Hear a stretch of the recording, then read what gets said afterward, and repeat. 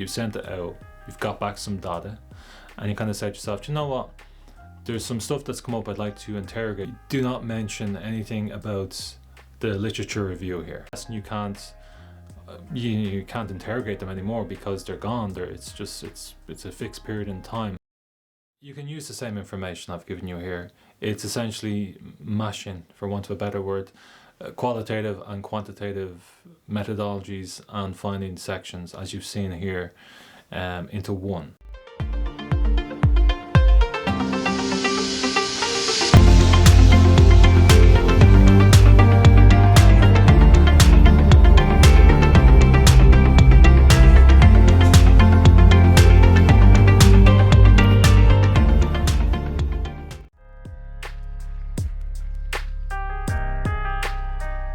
So again, just like the qualitative and the quantitative sections, I'm going to throw up a few slides of what the mixed method thesis structure looks like. Again, you'll probably note that it's pretty much the same. It just has a nice little overlap. So there is different ideas of how this chapter should be structured, especially if it's a mixed methods. Some people say, well, you should just combine the two and put all the results into one. But that doesn't really help the argument for why you've chosen mixed methods. I think personally that they should be kept separate. Most of the cases, a quantitative will precede a qualitative. So what that means is you've done a survey, you've sent it out, you've got back some data, and you kind of said to yourself, you know what, there's some stuff that's come up I'd like to interrogate further. So I'm going to interview some people, and therefore then you have, or you may have had a qualitative section in the survey that asks people to elaborate.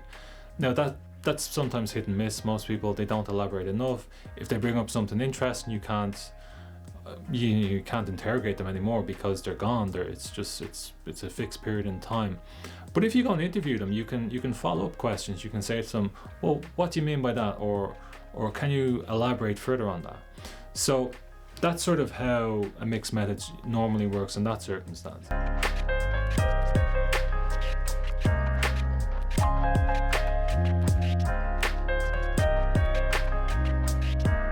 So in the examples I want to give here, we can see section B, which is presentation of interview findings from key personnel.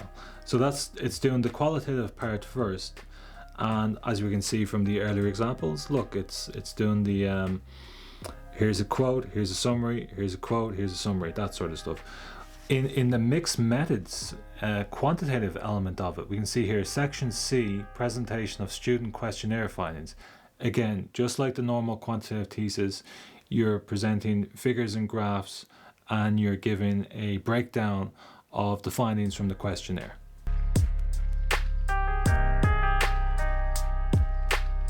So also of note in this chapter is do not mention anything about the literature review here. That's just that comes in the next video, which is going to be the discussion video.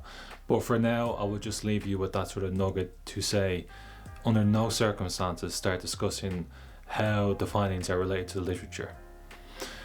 Another thing as well, do not mention anything about the research question in this section. This section is purely just raw data.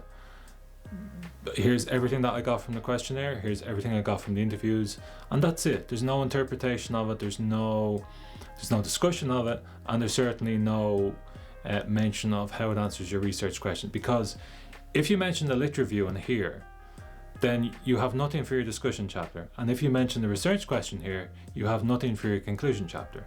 So once again, keep everything raw in this chapter, just raw data.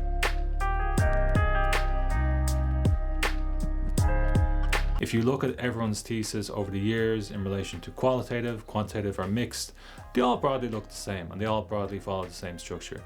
You're not being asked to reinvent the wheel. Anyone that has a findings chapter that arranges stuff, like you might arrange your findings according to the research question, that is an approach you can use, but it just causes so much trouble down the line. And I will bring that up further in the discussion chapter. But for now, I would say if you follow this particular structure, you can't really go wrong.